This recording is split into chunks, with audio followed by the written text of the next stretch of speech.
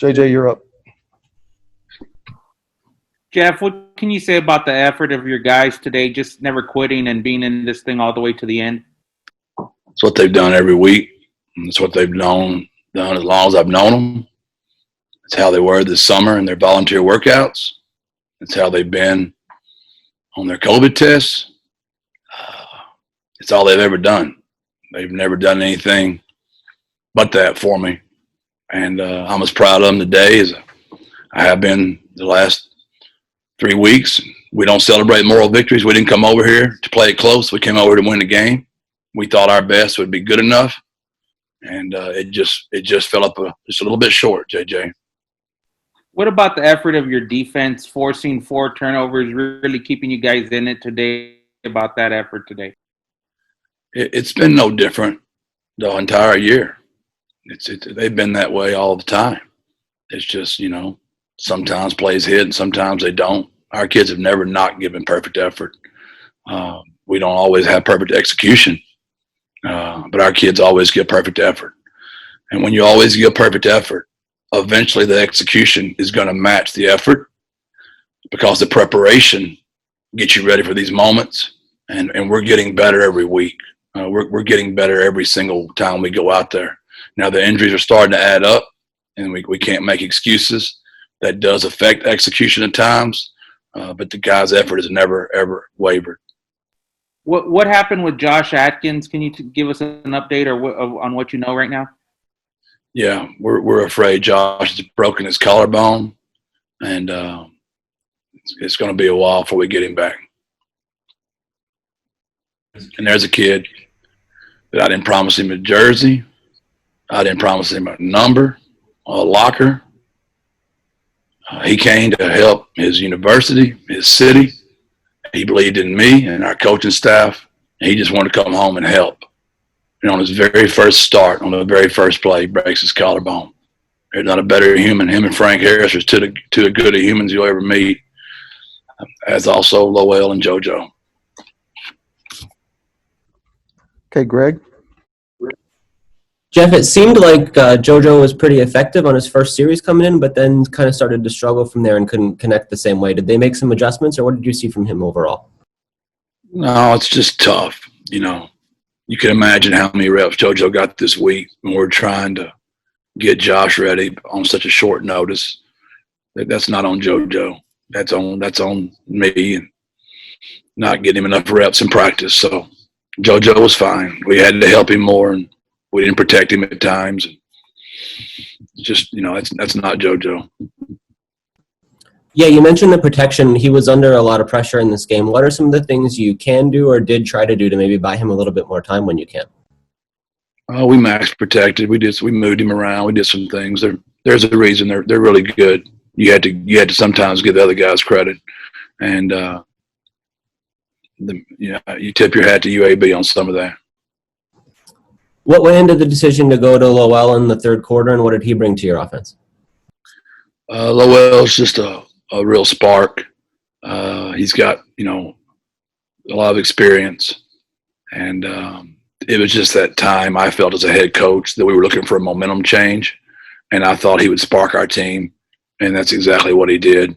He has tremendous respect from his teammates, the way he handles the situation, as does JoJo. Okay, Evan? Yeah, I'm under Sharon Coe. I apologize for that. Coach, leaving the field on this one and having that Atkins injury right out of the gates, do you feel like you left some meat on the bone there that maybe if Atkins is in, this game could have been different? And what was the tipping point in this game for you guys to fall just a little bit short? As much as sometimes y'all aggravate me, that's why I've got you guys for, because you're going to state the obvious. I don't have to do all that. If I get into that business, then that just gives our kids excuses, and we're just not going to have excuses. But obviously, is that the way I'd like to draw up my first head coaching job?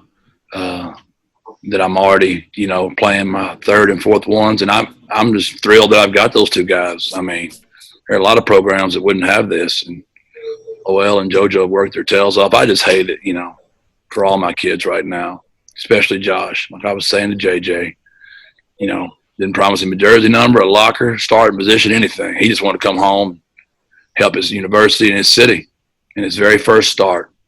There's a very human side of this that sometimes we forget.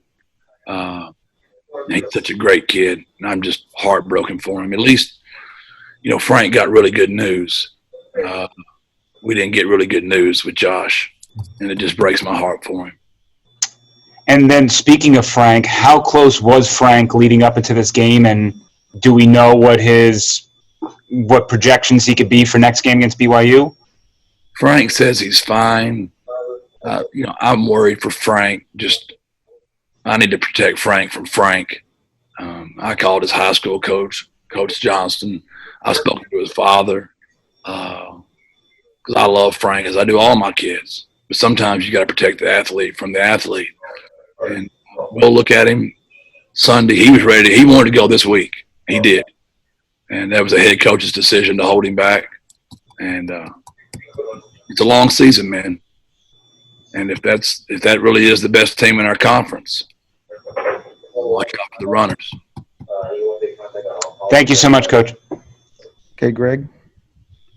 Jeff, what did you make of Sincere McCormick's play today and how he was able to really carry the offensive load through some stretches? It's just the way he practiced all week, Greg. I mean, he was really tired of hearing. Once again, the media really helped me there. Yeah, everybody was talking about number 4, and it really got him juiced. And he had his best week of practice. We have those tracking devices on all of our athletes that tell us how fast they run, how far they run, how explosive they are in practice. And for the first time all year, Sincere McCormick outworked everybody on the team. It's the first time that's happened. And that wasn't a coincidence. He played that way. That's the way he practiced. Coming down the stretch of this one today with about 5 minutes left, you guys had a 4th and 18 with 2 timeouts. Did you think about punting there, or what was the mentality to go for it? I think it was 4th and 11, Greg. I don't think it was 4th and 18. It might have been 4th and 18. It doesn't really matter. We were on the 40. I mean, you're talking about 35 yards of field. What does it really matter? As many penalties they've been throwing for defensive pass interference and holding, and the guy really did a good job of coming over. So it wasn't DPI, but if he had just hit us a little bit there, we would have got that first down. I thought about, there's a couple of things I thought about there. Obviously, when they don't work, they're never good.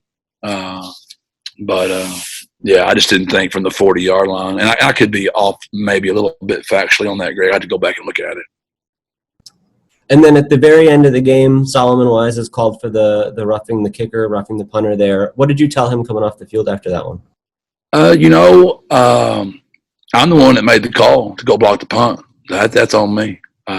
He gave great effort, and he wasn't far from blocking it.